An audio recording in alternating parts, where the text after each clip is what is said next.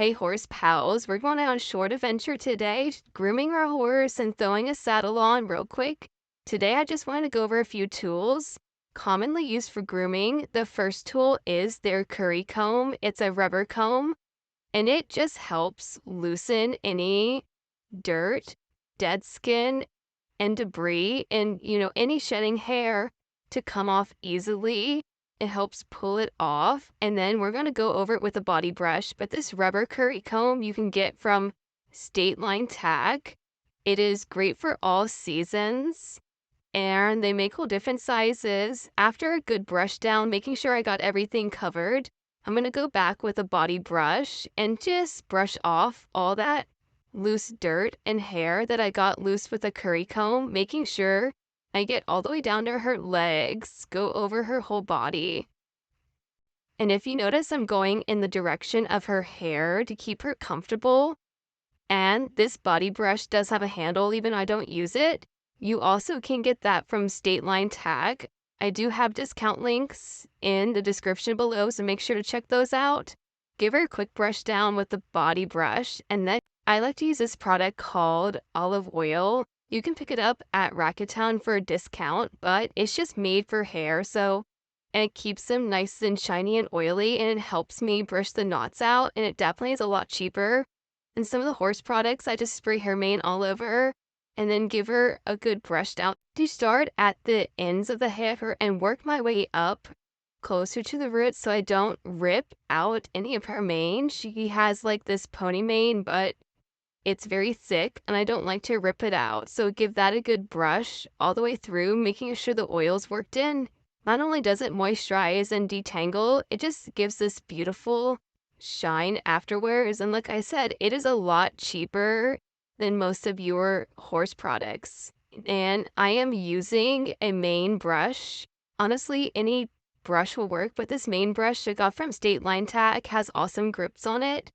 And I also do my tail.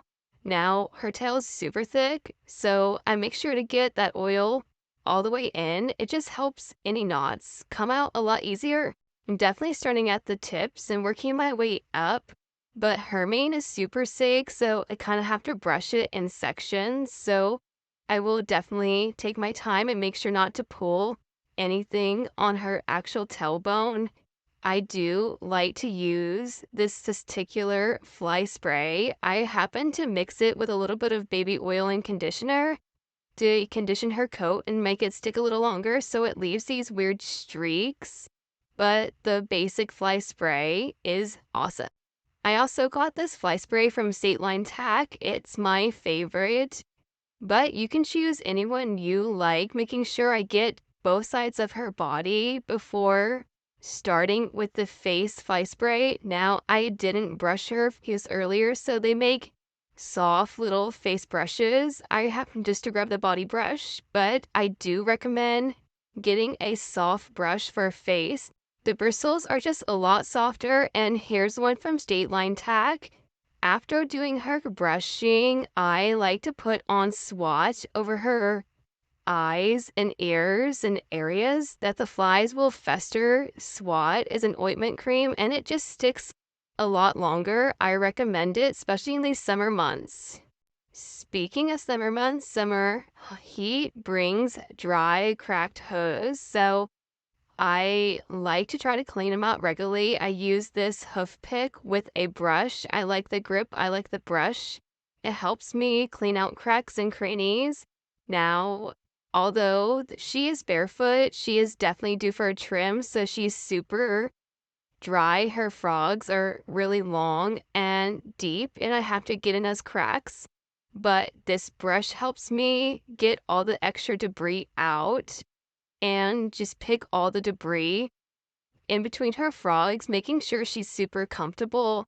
Now, the stuff does cake on mud and grass, so it just takes a little bit of extra effort getting it cleaned out, making sure you're in those grooves, and just be very gentle. I go over it multiple times because, I want to be gentle and make sure I'm not hurting her, but you're making sure I'm getting all the debris out of her foot. Quickly, just want to advise you, when you're putting your saddle pad on, make sure you're up on the withers pretty high. And when you go to put your saddle on, there's a swell in front of the saddle for a reason. Push your saddle pad up in that swell. Your horse would be a lot happier. And when you do cinch, make sure you get your cinches in stages.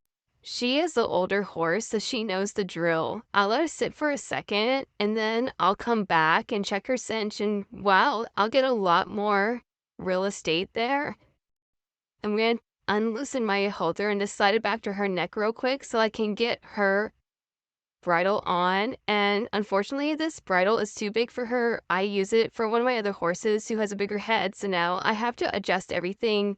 Make sure your tack fits appropriately for the horse, making sure your horse is comfortable and you're safe. So I'm gonna check the other side, get her forelock out of the brow band. And yes, it is too loose on that side as well. So get it nice and snug, make sure she's comfortable.